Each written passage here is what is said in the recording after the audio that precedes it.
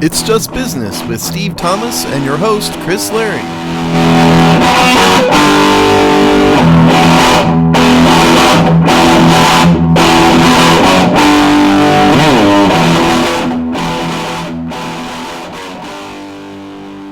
Hello, welcome to another episode of It's Just Business on the Hogstide Network, the show where we look at the fiat and assets and collective holdings of the sports media business industrial complex. How you doing today, Steve? You changed the little intro there. Yeah, no, I always play it up a little bit. I always throw some flavor in there. I told everybody I'd give an AC/DC report. I know we're breathlessly waiting. Yeah. So, first of all, Allegiant Stadium has the worst acoustics I've ever seen in a concert venue. AC/DC, to answer the question, AC/DC was great. In spite of the fact that they're almost octogenarians. Now, Steve, you've been on road crew, so you understand what a building is supposed to sound like and some set dynamics of the setup and the production of a big rock show. Yes, I do. Yes. And I've never worked at stadium level, though. I've worked at the theater level. Okay. But the band was great to say, they had energy. They played great. I'd say what very, very little I could actually hear of Brian Johnson, which is what I'll get to. Sounded like he was held it together for about 3/4 of the performance, and then went way downhill at the end. But so my seats were at the back of the floor, and honest to God, could not hear the vocals at all. Very, very little of the vocals. I thought it was just a terrible mix. And then I heard later from other people in the stadium that it was fine in some places and not fine in others. And so, it was basically almost an obstructed view seat too. I couldn't see the stage at all. It was just the video, so I'm glad I saw it. Was very unhappy with the seats. Have nothing but the best to say of AC/DC, but it was not a good concert experience, from a venue standpoint. And this is the new football stadium, right? This is Allegiant Stadium. Yeah. Couldn't see. I've never been in a position where I couldn't see the stage at all. That was the first time that's ever happened to me. Because that's a new stadium, basically. Yes, it's like 4 or 5 years old. Yeah, but I'm telling you, the vocals, I really thought they just had a terrible mix from the board because the vocals are just absolutely buried. And it was just the way the sound is bouncing around the stadium. So kids, if you're going to Allegiant Stadium for a concert, don't sit on the edges, of the venue. Sit in the middle somewhere. That's what's going to be best. So Cheap Steve says you probably ought to upgrade your ticket if you're planning on seeing a show there. To be fair, I did not buy these seats. My friend I went to bought those seats. So now the reason he bought those is because I was being cheap and said there's a limit to what I'm going to pay, but I still blame it on him. Right. It was it was on him to find a good cheap seat. Absolutely. Yes, definitely.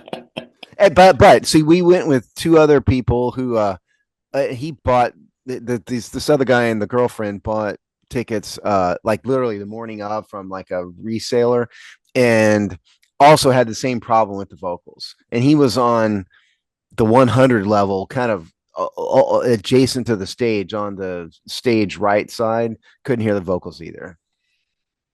So it wasn't just the back of the floor. It's the sound bounces in crazy ways in that stadium. Well, there you go. It was so bad I couldn't even see if they had real cannons on stage or not. They did. I didn't know that till afterwards. It's not trivial to hang a rock show in these football stadiums. No, it's not at all. Listen, again, when I worked was theater level, and so it's a lot less complicated. The light and sound and video for something like that is just tremendously complicated, way more than what I did. But that's a lot.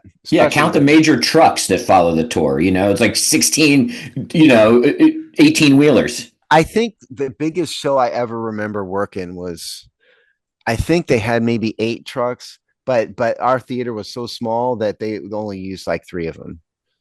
It was like a 3,000 seat theater. They wouldn't have to load in 2 of the trucks. They didn't even bother to open like maybe 4 of them. Yeah. Just get a guard. Yeah. And I remember their stage manager said, "Yeah, we're not making money on this show. We're just going to donate to charity and take a tax write-off." That's what he told me.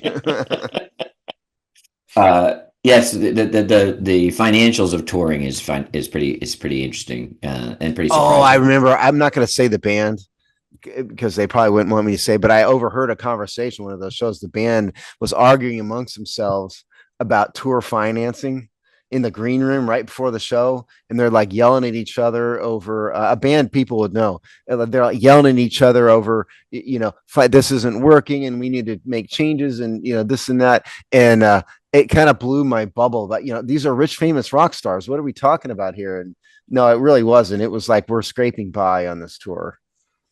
Oh yeah, they're just barely breaking even on some Yeah. of these is usually a good thing. Yeah. Um,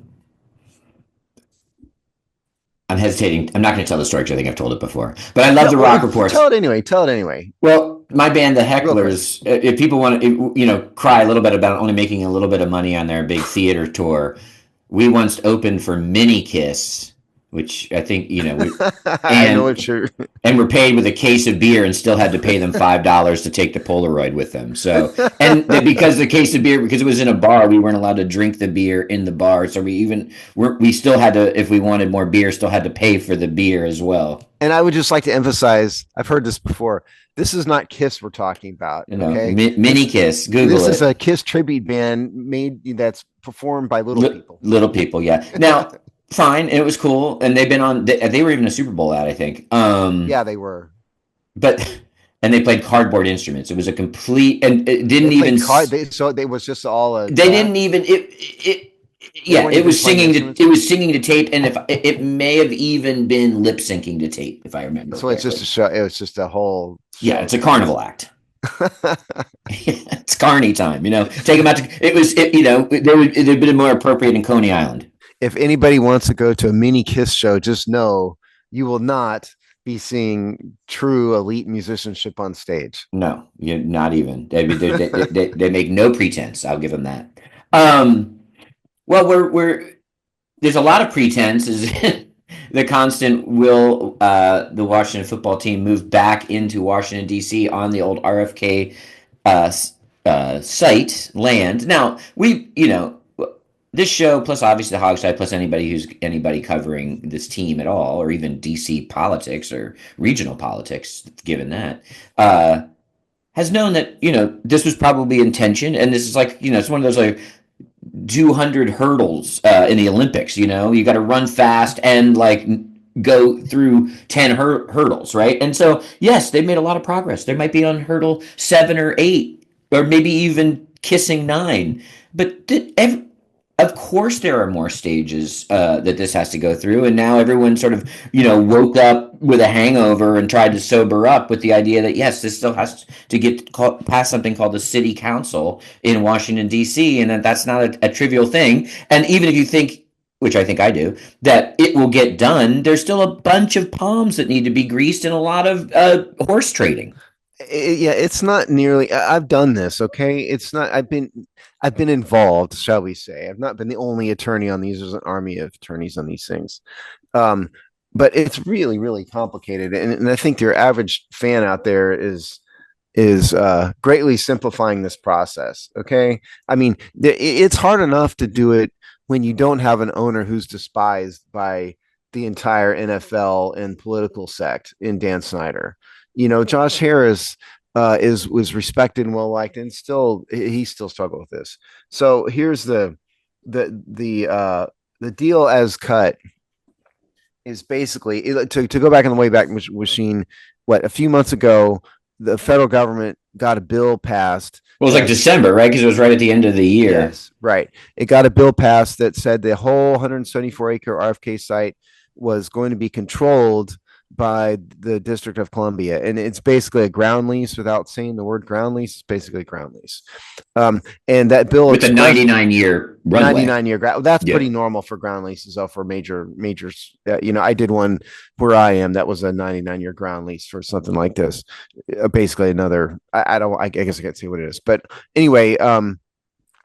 And so that bill said expressly that federal dollars cannot be used for stadium development, which is smart by the federal government because they shouldn't. So what the deal that has been cut here, and this is done because there was a press conference with Josh Harris and the mayor of DC. um, subject to council approval, as Chris said. But the Harris Group's going to put in about 2.7 billion to do the stadium, some of the surrounding stuff, some of the parking, and then some surrounding commercial and residential development. And then the District of Columbia intends to, one, build a metro stop, another metro stop, two, do the infrastructure and some of the utilities, and then a sportsplex, which Alex East tells me there is a sportsplex. I don't know what to tell you guys. They're supposed to build a sportsplex. Maybe they're redoing the one that's there. And then some additional work on some other residential development. Um, so the part that has to get by city council is the DC government's role in this. Okay. As well as, they're going to have to approve permitting and whatnot for the stadium. Oh, and the other thing is the stadium is going to be tax exempt, which is very important. Most stadiums are, but it's important to lost revenue. Um, I have a major problem with the DC government agreeing to put in over $1 billion of public financing into this project. This money is going to probably come from bonds. City governments don't have hundreds of millions of dollars sitting around in a bank account. They almost always have to issue bonds. So bonds have to be repaid. So this is ultimately coming from taxpayers. I have a really big problem with this massive of a development. That's kind of the basics, but I want to get your thoughts so I can stop talking. Um, I mean, Don't speak all at once. I have an emotional reaction because I kind of don't care, whatever, get it done, right? So in some ways, that's my and I am not currently a taxpayer, or Yeah, you're not even going to have to a pay the secondary taxes. taxpayer. I'm not even like in the DMV and paying like kind of secondary taxes for being in the region. So I'm two levels removed from any financial obligation. So with all those caveats in place, and I do think, and I think anything I kind of agree somewhat in a like a cold lab version with what you're saying.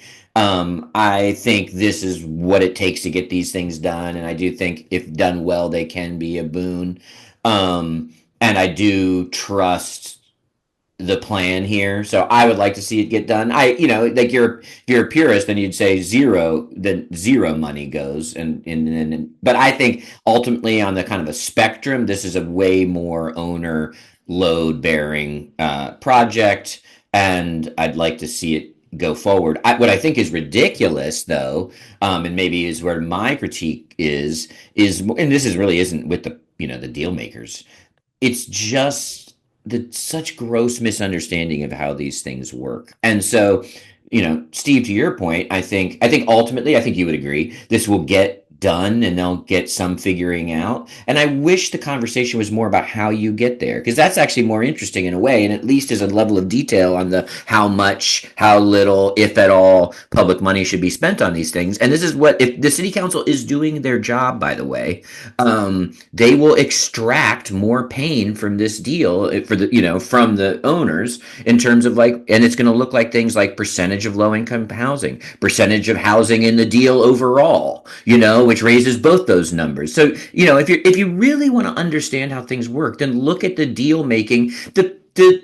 Yes, they have a deal in principle, all the things we've said a million times. You have to understand the press conference was politics. It wasn't an announcement. And it wasn't politics, it was politics to get people pumped so that they influence their city council. It's all game of chess. Yes. And so this master plan is not going to just be one bill, okay? That's not how this works. The city will have a master plan. It will be a series of separate funding projects for a bunch of things. The cities a lot of times will be involved in utilities, for example. The DC government was always going to have to be involved at some level in the utilities and infrastructure for the stadium. There's no getting around that. A lot of times they will make the developers pay it all, but the city government will always be involved in that.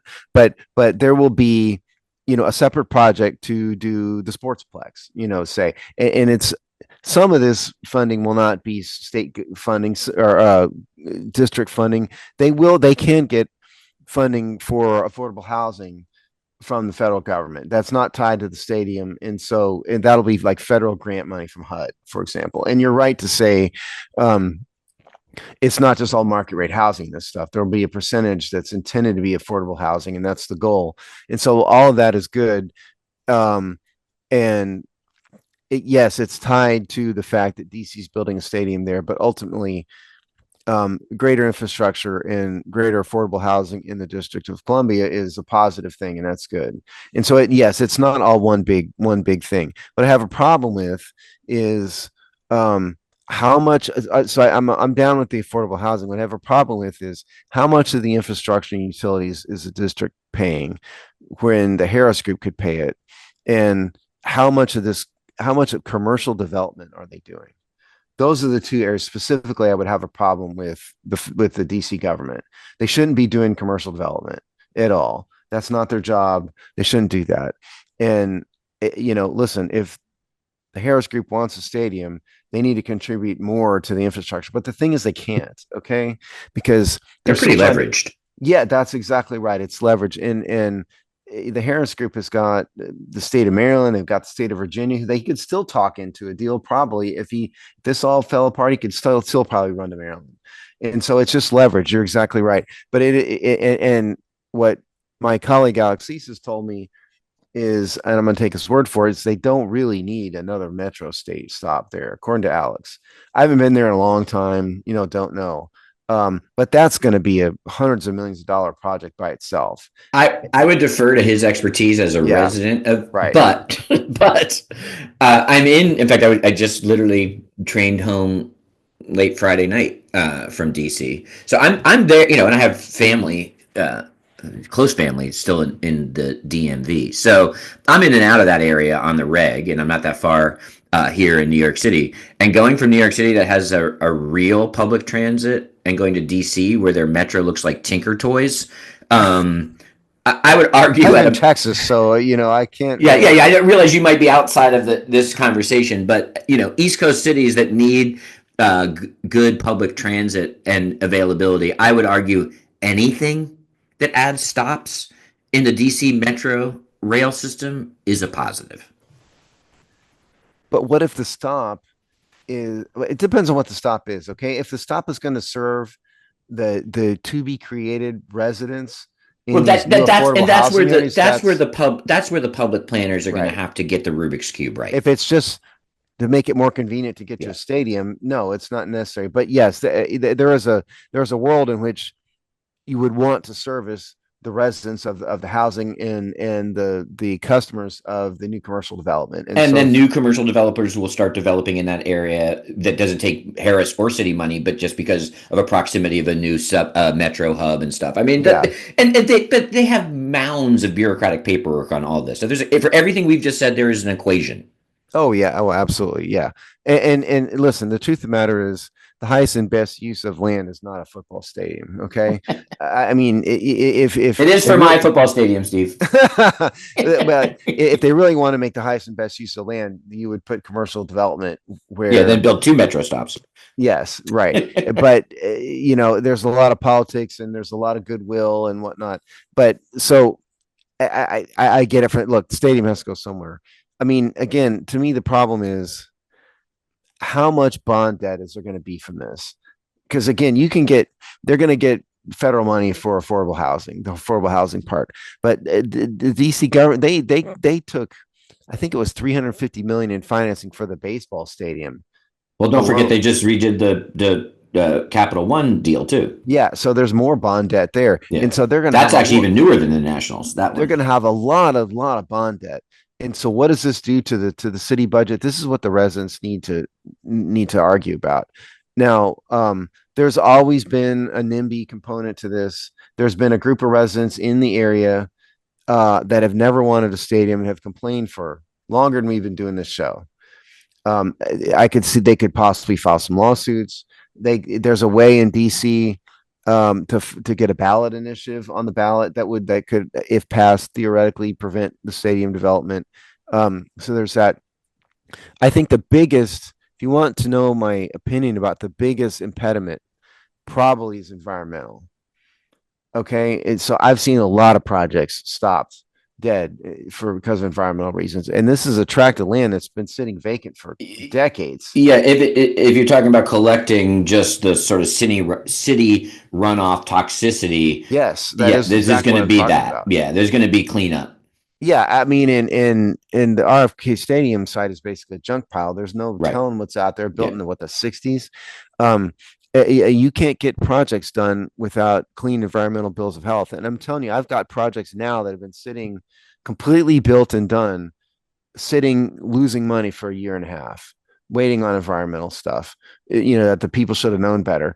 And so if you want the two things, I think ultimately it's going to get by city council. There's going to be some deal cutting and Yeah, of whatnot, course. but it's going to get, no matter what, it's going to get by city council eventually. So and again, this is going to be multiple projects. Okay, there's going to be a stadium thing, there's going to be others for different parts of it. It'll get done. Environmental could hold it up, lawsuits could hold it up.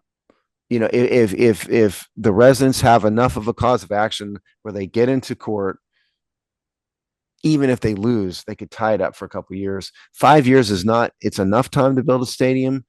It's not a ton of time for a project like this. The schedule that they put out basically says city council approval in this summer and then stadium opening for the 2030 season. So 5 years. You can do the stadium construction realistically maybe 2.5 years, I'd say. And so they would need to get all the planning and all the stuff done before then. And so you got to get environmental clearance and you got to get out of court in 2.5 years. Certainly doable, but if there's real problems, if it's a brownfield area, you know, an EPA Superfund site or something like that, we don't know. Hopefully somebody does. That is, I think, could be the potential biggest problem. Don't know. I'm not saying I have knowledge of it, I'm saying that could be a problem. I lived through this. It sounds so more dramatic than I mean, but I was in Brooklyn probably like 7 to 9 years when the already right in the area that the Barclays Center now is. And that was a long, drawn out fight. I think Like like an forever, right? yeah, from announcement to there's a documentary I think that's either just come out or is about to come out about the fight over that. And I also have a friend who's a public urban planning professor and practitioner. And he's been pretty active in fighting pretty much any sports arena in Flushing Meadows Park in Queens, which is home to the U.S. Open and the Mets currently. So it's not like it already has a reputation for a sportsplex type of area. And they've successfully fought, taking on some interesting where like local politics always kind of scrambles a bit because like the idea of putting in a soccer stadium there and then and then the fights over that which would have been highly culturally relevant, and one of the reasons they were able to keep it out was because it would have just trampled all the actual playing fields that that actually people were playing on constantly. The When I worked regular, at the normies, you yeah, mean, yeah, right? yeah. When I worked out there, the parking lot of the institution that I worked at would, like, as of 6 p.m., would turn into like six separate soccer games, with parking lot fields. So, it's fascinating. So I've lived through these things a couple times, just living in a big, huge urban complex that has to, constantly have these kind of public debates. And it is highly, highly complex. And I'm still seeing like high rises and in commercial districts completely popping up in the last 2 or 3 years. So there was all result of those fights 15, 17 years ago. I'm telling you, you can tie this up really easily when you've got environmental problems and you've got people willing to file and fight lawsuits.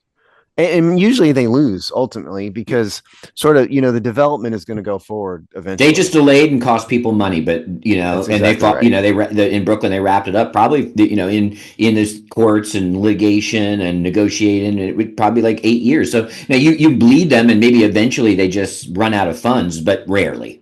Well, and the problem, of course, with Washington is that, their current stadium's old and it's falling apart and they want to get out of there as soon as possible. They don't want to spend another 5 years beyond their planned 5 years, already. And so there is a sense of urgency. Now they own the stadium and they can work with Prince George's County to work out an extension if they have to. It's not, they're not going to be homeless, but they don't want to do that because they're already embarrassed about the quality of the stadium. I So think there's a one sense of of urgency. I think one of the reasons they kind of the Harris Group has kind of acted bold here is because they know they have a safety school in their pocket, which is just like sign a deal on the table from Maryland, tear down, rebuild on the same. Like I think they know that if they went to Maryland tomorrow and said, okay, can we get this done? They would have it done in like a very short amount of time, and Yeah. Now they're still putting they'd be money. breaking ground.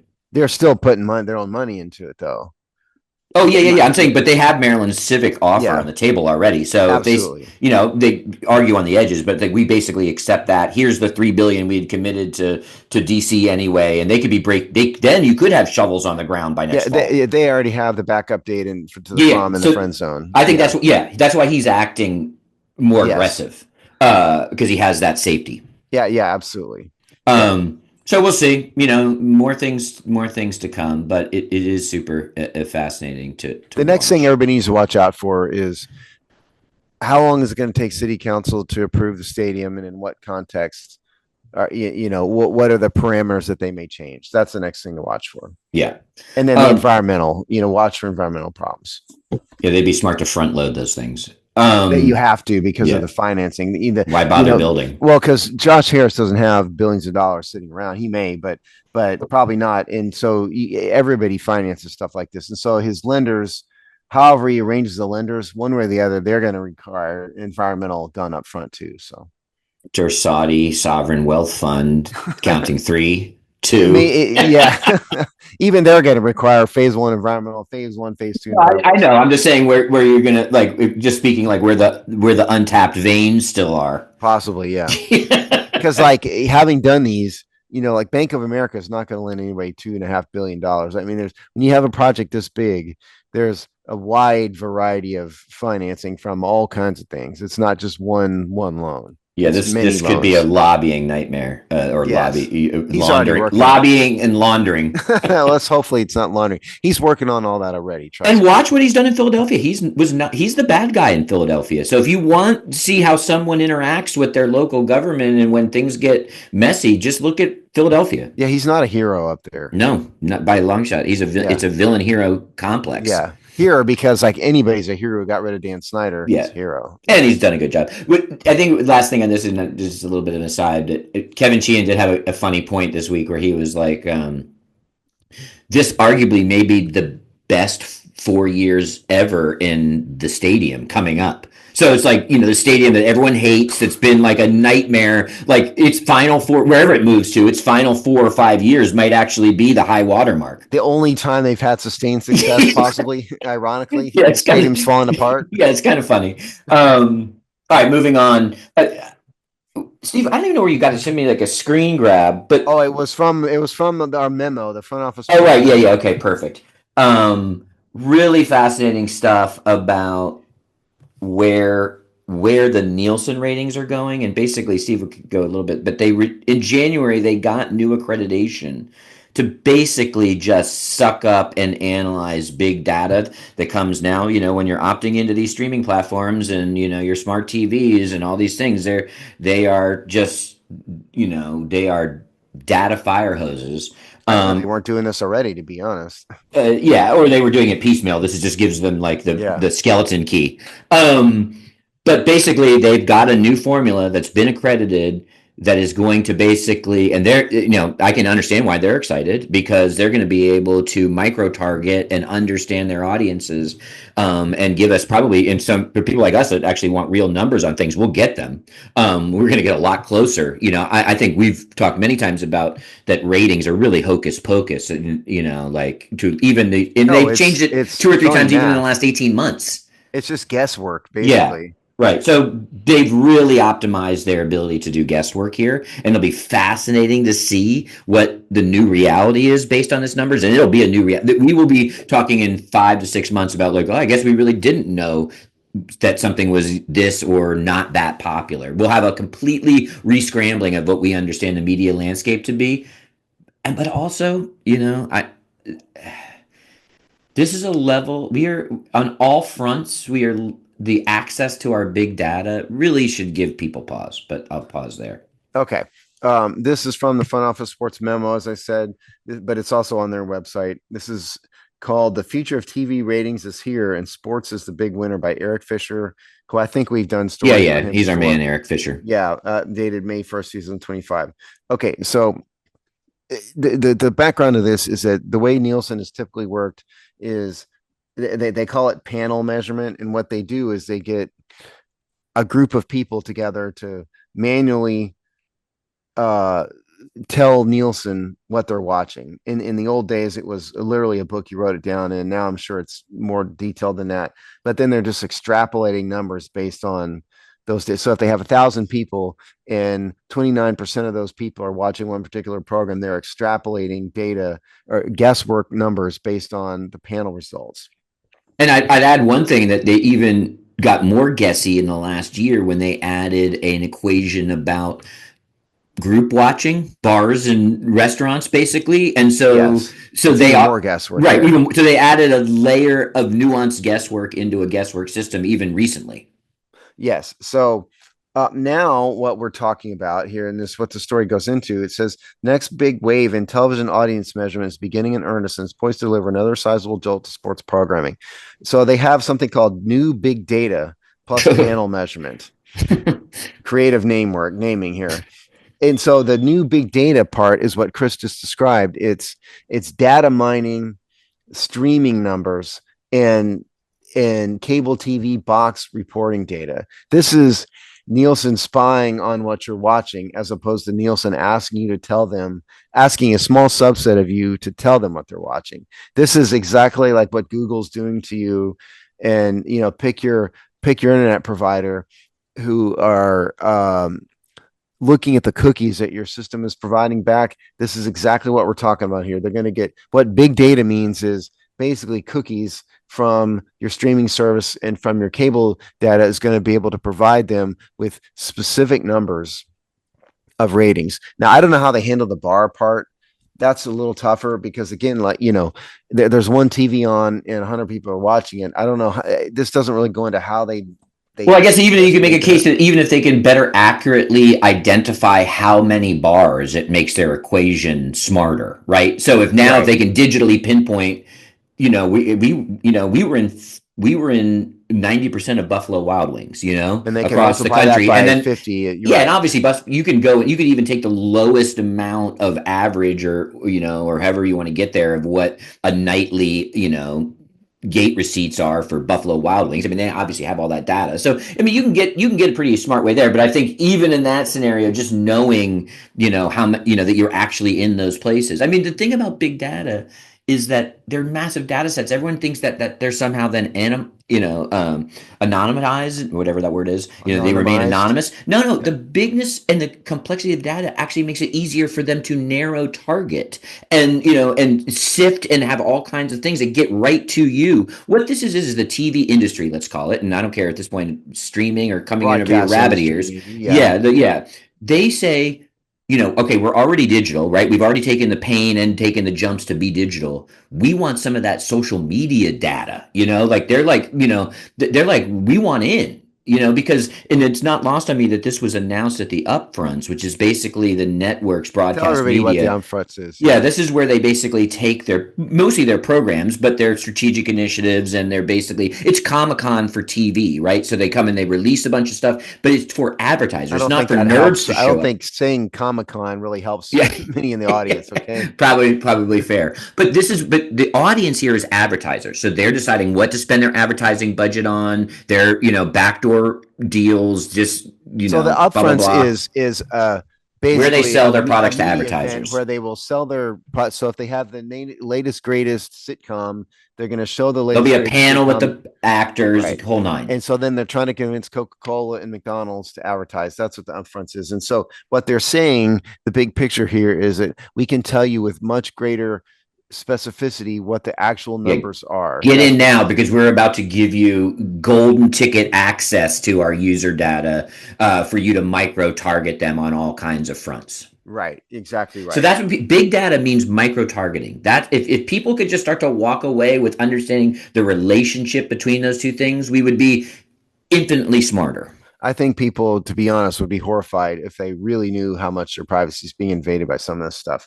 Um, So the other big part of this, I think, was very important since this is a sports show after all, is that this says that um, the NFL delivered 70 of the top 100 broadcasts across all That was genres of actually, I think, professional down from sport. last year, amazingly enough. Yeah, Not by maybe so. much, but Seven. Think about that for a minute. 70 of the top 100 are NFL games or NFL broadcasts. So you can throw the draft in there, the whatever the schedule release thing, which is the dumbest thing the NFL does, as far as I'm concerned. Um, that if any of you have any doubts about the power of the NFL, look no farther than that. Okay, so for all the money that networks and streaming platforms can put into shows, just know that there's only 30 of those in the top 100. That is amazing, and that's, by the way, disregarding um, the other sports events in the top 100.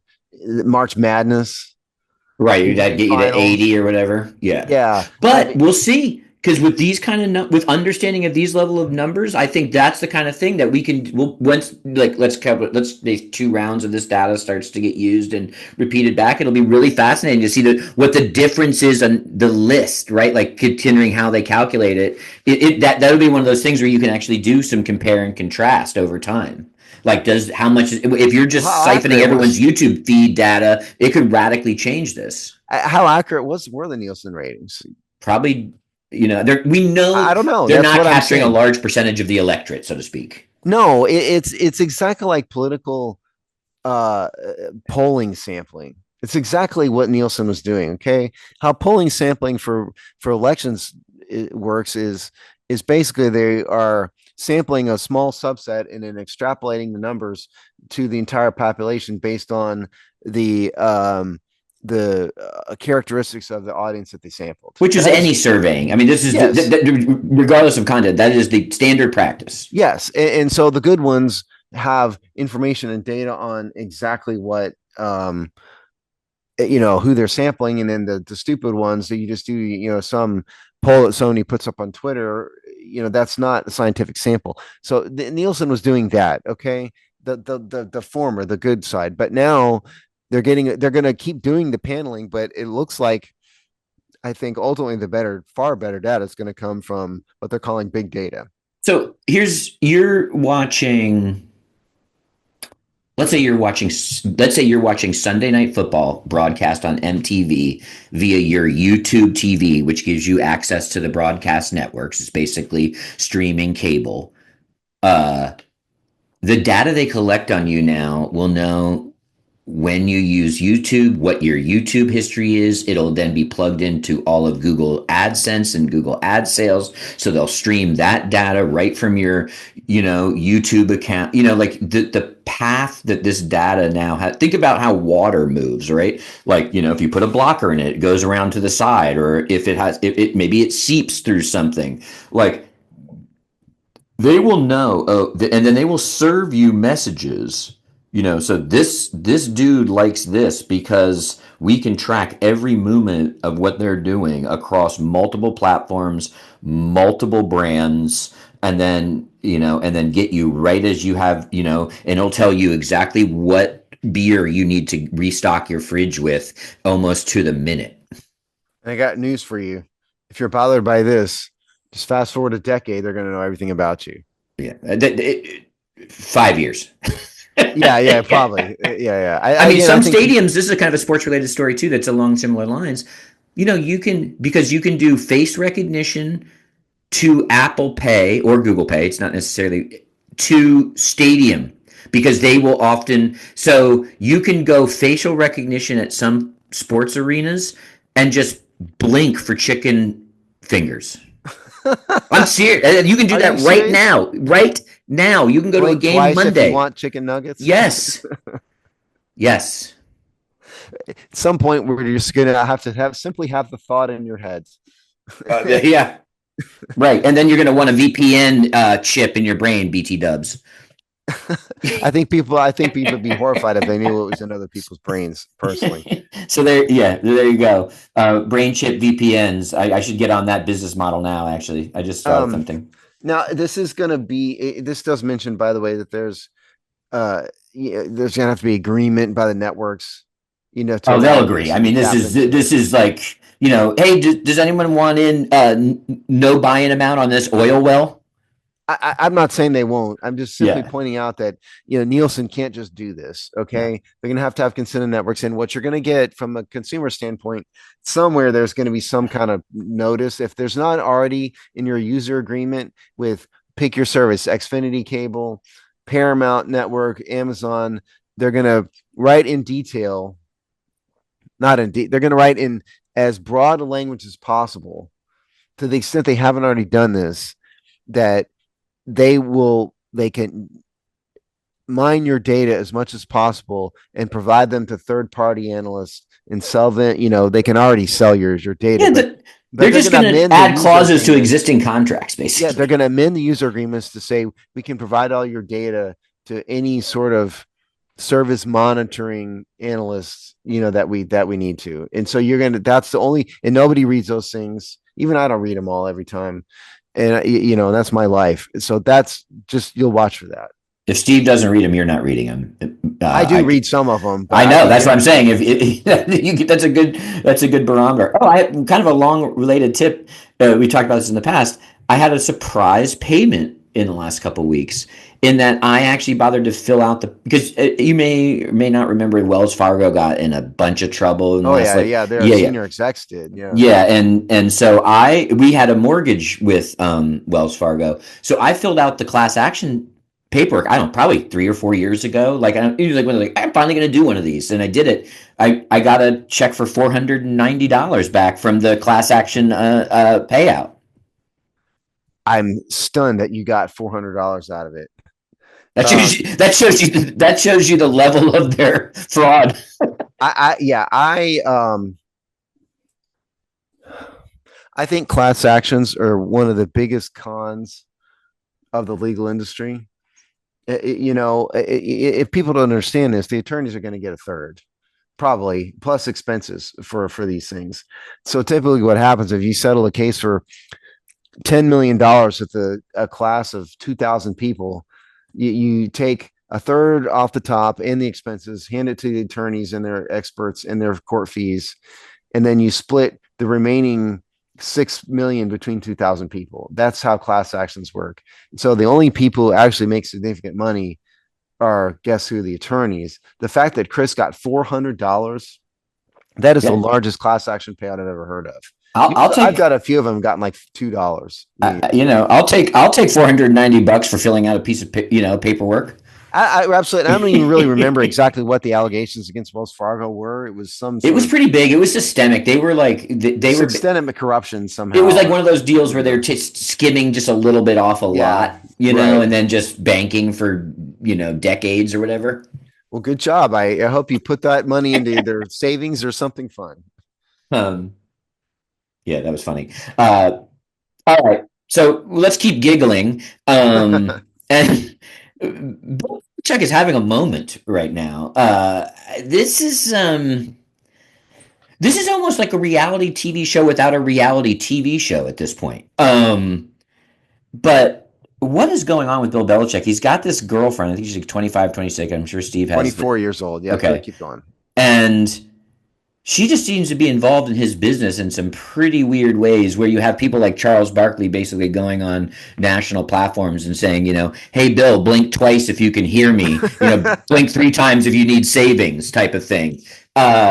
Very involved in his UNC business, walked off and stopped a CBS Sunday morning piece or one of the CBS morning shows, weekend or daytime, Yeah. and basically shut that down. And then CBS ended up broadcasting a pretty cringy interview in the end because they didn't have much to work with and it was obviously tense. And she just seems to be in his family speaking out. I mean, we've got the real, what are we witnessing with Bill Belichick here? And I think we all know what Bill Belichick wants with the 24-year-old. Yeah, right. He's always been a bit of a cringy guy in He's his. usually had young girlfriends, yes. Yeah, and I think it was this girl. He got photographed like in like a classic walk of shame, like last year, if I recall, like shirtless leaving somebody's house, at like 6 in the morning or something. Remember that? I think I mentioned that on That my one show. missed me. Yeah. Well, yeah, good for you. um, but he's always been a bit of a cringy guy. So this is first of all, if this has been all over, but what I'm looking at is another thing from the memo.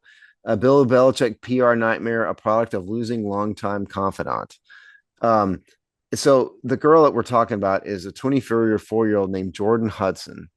And so what they're saying here is that Bill Belichick at the Patriots had a guy named, I'm going to pronounce this wrong probably, Burj Najaharian, who apparently was the PR chief for 24 years with the Patriots. And obviously, that guy, I don't know if he's with the Patriots or not, um, but he's not with Belichick anymore. And so now Belichick is dating this 24-year-old, and this woman is apparently in the PR world. And so ostensibly, she is sort of taking over the PR angle of some of what he's doing here. And so she's sort of his plus one, if you will, now that he's at UNC football. And so her excuse for what happened on the show, the CBS morning show, was that she was the one managing the PR. And if you didn't see this, I don't, did you watch this, Chris? At least part of it? I I've saw seen little like little clips. clips. She spoke up in the middle of the interview and said, "We're not going to talk about this." Because I think the interview About how asked they met, right? something like that. Yeah. And so And instead of just, there's a range, what are the arrangements, what are the business arrangements around this is why those questions persist. yes. And so Wink wink. instead of just letting him talk and maybe pre-briefing Belichick on what to say ahead of If they time. ask us how we met, we're saying this. Yes, no, she has to act like it's the president's, PR handler stepping in to, Yeah. like they used to do with Joe Biden when he messed up. um, it was a bizarre scene, and it's obviously magnified by the fact that she's so young. She's young enough to be his granddaughter. It's a ridiculous scene. I think he's embarrassed himself, and the bigger question here uh, is what you said off the air, which is what is this doing to UNC football exactly? It's making him a joke. How long is it going to last with this nonsense going on? Yeah, as I said before we hit record, I think it's a legitimate chance if you're like putting, kind of a multiple choice list of what happens in the next like 4 to 6 months on this. I think he is steps away from or is fired or whatever PR version of that in between is that he doesn't even coach a game of football at UNC. I think now, do I think that's the best odds? No, but I think it's on the table for what might happen here for sure. Well, and also, I mean, to be honest, I was never sure if he was going to be a great college coach in the first place. Yeah, He's been dealing with pros for 40 years or there or something like that. And the idea he can come in and demand the same things because he was pretty brutal as a coach on the players. That guy was not easy. Granted, he has some best yeah, with results. 19-year-olds that just made $1 million. Yeah, I know. That's what I'm saying. And this Yeah. is not Tom Brady here in terms of attitude and mental capacity and ability to just, be a professional. These are kids. Yes, they're maybe wealthy kids, but they're just kids. And I wondered if it was going to work anyway. Now you have this ridiculous circus around him of this 24-year-old little hottie who it's his girlfriend, or I don't know. Do you want to call him a girlfriend? I don't know if I don't even know how to define this No, because it's very creepy to see a 74-year-old hang around a 24-year-old. Let me tell you a real quick little story. I went to see a friend of mine and his wife a couple years ago up in Seattle. I think I even did a show from there. And at one point, and I've known them for decades, and at one point I was walking down the street with his daughter, who I've also known. His daughter's like 20. And the daughter didn't even pick up on this, but a couple of like the little street vendors and stuff were insinuating that we were like a couple. And it made me very like incredibly uncomfortable. It really, I don't know how Belichick can walk around and not be, well, I he don't know, looks like he's in himself. Like he he looks he like he's doesn't look with it. I mean, like right, like he's also being led around, like and that's so. What is exactly going on here? This has a couple of interesting already things that have happened already. Because kind of once the CBS morning show stuff broke a little bit as a story, then other stories come out, and how crazy is this woman, or what's the deal with this relationship? But you might remember there was some fanfare around Hard Knocks doing a UNC season like special. They've been doing more of these like because they realize that the training camp gets a little old, so they've been doing the in season and all. They've been kind of people like the Hard Knocks brand and the production. So, but they have to give them different subjects because training camp gets boring. So they were going to do UNC. Bill Belichick goes to UNC. All the like whether it works or not, all the things Steve just said, that would be interesting TV. She was demanding from HBO and NFL Films full edit access and co-producer rights. So she also and killed the UNC Hard Knocks, which that's got to piss UNC off, right? Like that would have been a big deal for UNC. USC needs to tell her to go take a hike. Yeah. Well, she's already scuttled one. I mean, walk off the set of a stupid TV interview is funny and will get attention, but like scuttling that deal between a massive media company, a total NFL brand, and blah blah blah. Like that's big. Because I've got news for y'all, for the younger set out there. No 24-year-old knows what the hell they're doing. Okay. They don't. I mean, you're talking about people who've been in media for decades and managing things for decades. And you're going to have this 24-year-old come in there and start telling them what to do. You know what the really ironic thing is? Part of the reason that Bill Belichick and Tom Brady stopped dating a few years ago, was that Brady brought some guy into the locker room that really caused problems. Remember this? Yeah. That personal trainer person. Yeah, but he was much more than just like, okay, Tom, Yeah. dude, 5 sets of 10. He was kind of running Brady's life, and the Patriots threw him out. Like Bill Belichick threw the guy out of the locker room because guess what? He was getting in the way of the operation. Now, Belichick is either the kidnapped grandpa, or he's got the he's and doesn't know what he's doing. He's falling apart, or he's doing the exact same thing. He's got some random person in here. Um, I don't get it. I think Belichick needs to grow up, which is, I realize he's 74, but like mentally, you need to get with it and start acting like a professional here because this is not it. And this happens around that age to some people, or there's something that's not working the way it It needs to be might be, working. yeah. Like so it might, like it definitely seems like here's somebody who was the image of like lockdown, crisp, had a definitive media persona, which was like no And now it's falling info. apart. And so yeah, to see it happen, like which is sad. Like this could just be, we all have elderly parents and stuff, so it's like we all understand how life works, and looking, Steve and I looking at aspects of that right in the face with our own ages, but Yeah. like so, but it is kind of bizarre and sad, and especially when you're it's so the antithesis of the persona you spent. I mean, I remember Bill Belichick from the mid '80s. This has been guy been around for a long time. Yeah. I mean, and maybe this girl has got the best of intentions, but the fact of the matter is, not maybe, but the fact of the Yeah. matter is, 95% of the public will see her as a gold digger. Whether or Yeah. not she actually is or not, and she probably is, even if she has pure intentions, she's never gonna be seen like that. The entire UNC staff is gonna see her as someone who's in the way at best. Bill Belichick would be wise to divorce his whatever this weird personal life he's got going, divorce that completely from his business. 100%. I think the damage is done. I probably bet on he's not. I think high odds he's a one and done. Like I think that Oh would be yeah, the yeah. leader. That would be on the leaderboard for odds to me. But I might plunk down some money on he doesn't coach a game at UNC. Let it ride. That he might get through a season. I'm going to say a season. We'll have a friendly bet going on this. I think he's going to get through a season. You're saying it's a chance he might not make it at all. Yeah. I mean who needs this? They don't need this. Like UNC's got two. I mean like these places have reputations that are go way beyond just football, obviously. So Yeah. there's a lot of systems here at play. Anyway, Steve, I know we got to wrap things up. Quick Hogtie plug?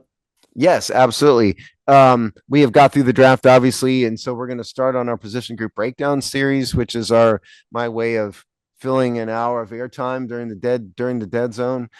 You'll hear that show every Thursday, along with all of our regular written content. You're on the Zadarius Smith watch. All Something. right. And we'll see you in a few weeks.